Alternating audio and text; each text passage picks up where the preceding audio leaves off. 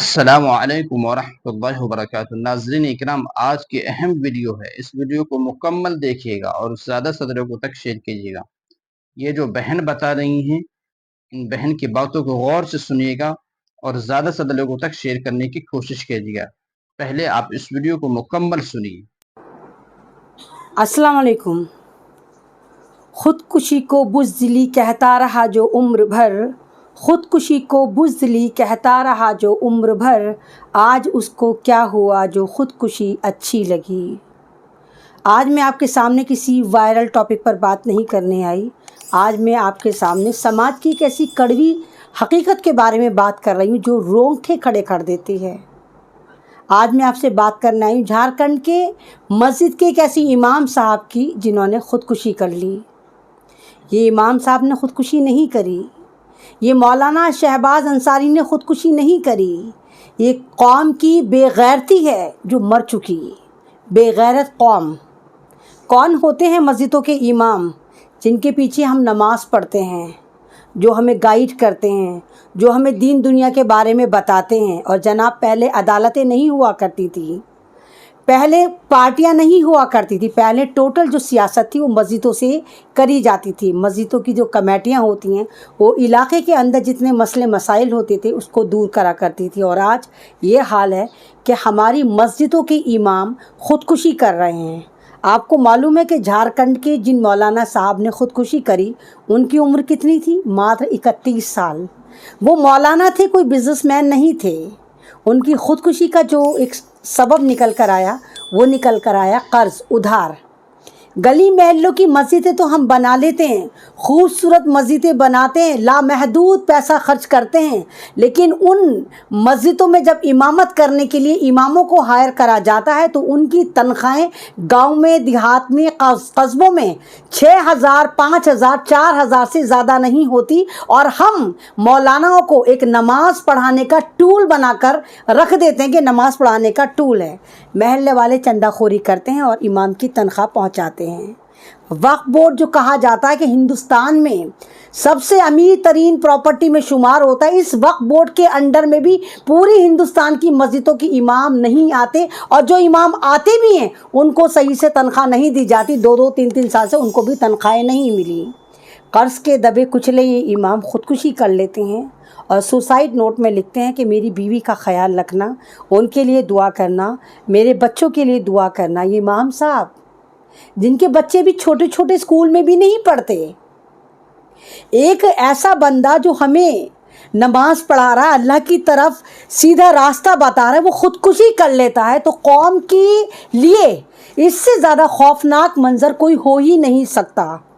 ارے ہم مسجدوں میں جاتے ہیں، مسجدیں بناتے ہیں، کروڑوں کروڑوں کی مسجدیں بناتے ہیں، لیکن ہم یہ زحمت گوارا نہیں کرتے کہ ہم مولانا صاحب کے لیے، امام صاحب کے لیے کم سے کم اتنی جگہ تو نکال دیں کہ وہ اپنی فیملی کے ساتھ وہاں رہ لیں۔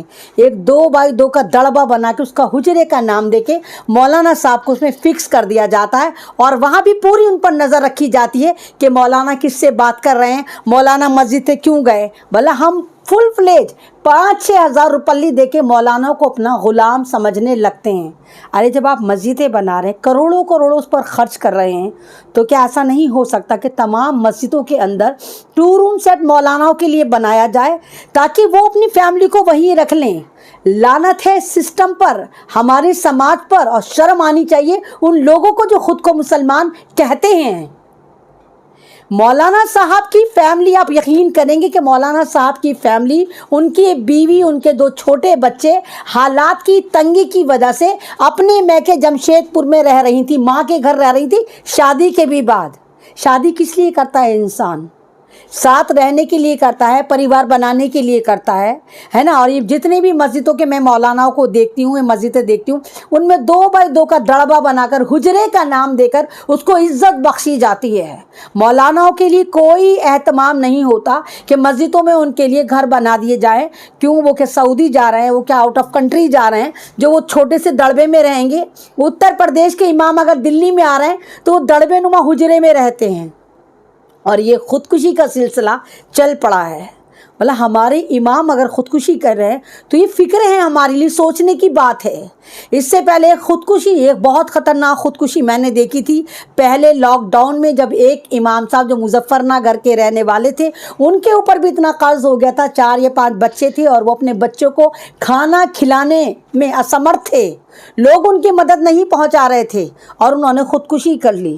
تو کیا یہ ہمارا فرض نہیں کہ جب ہم مسجدوں میں جاتے ہیں، ہم مولانا جو ہماری مسجد کے امام ہیں ان کے پاس بیٹھیں، ان کی خیر خبر لیں، ان سے پوچھیں کہ مولانا آپ کہاں کے رہنے والے ہیں، مولانا آپ کی فیملی میں کون کون ہے، مولانا آیا آپ کے بچے بھی ہمارے بچوں کی طرح اچھے پرائیویٹ اسکول میں پڑھتے ہیں، مولانا کیا آپ کے بچے بھی ٹیوشن جاتے ہیں جیسے ہم لوگ ہیوی فیس ادا کرتے ہیں؟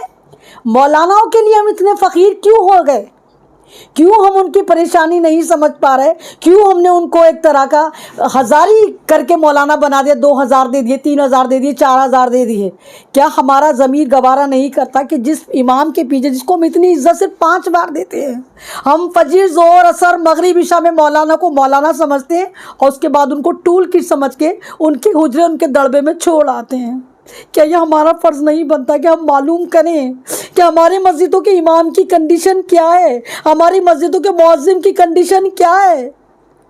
ارے جب تم اپنی مسجدوں کے امام کی خبر نہیں لے سکتے، اس سے بے خبر ہو، تو تم اپنے اسلام سے کہتے ہو کہ ہم اسلام کی ہمیں خبر ہے، ہمیں اپنی دین کی خبر ہے؟ تو یہ خودکشیاں روح جنجو۔ تو ناظرین کرام، آپ نے بہن کی بیان کو پورا سنا۔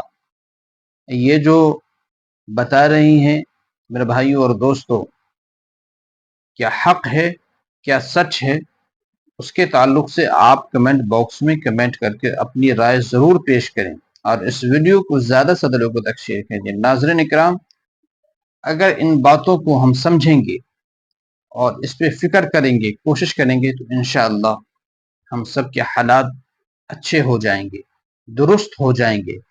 تو ان باتوں کو سنیں اور عمل کرنے کی کوشش کریں اور زیادہ سے زیادہ لوگوں تک اس ویڈیو کو شیئر کریں تاکہ لوگ اپنے امام کی، اپنے حفاظ کرام کی، مدرسین کی خدمت کر سکیں، ان کے مقام کو سمجھ سکیں، ان کی زندگی کے تعلق سے کچھ سوچ سکیں۔ تو میرے بھائی اور دوستو، اپنی رائے ضرور پیش کریں، اس ویڈیو کو زیادہ سے زیادہ لوگوں تک شیئر کریں، ہمارے چینل کو سبسکرائب کر لیں۔ السلام علیکم ورحمۃ اللہ وبرکاتہ۔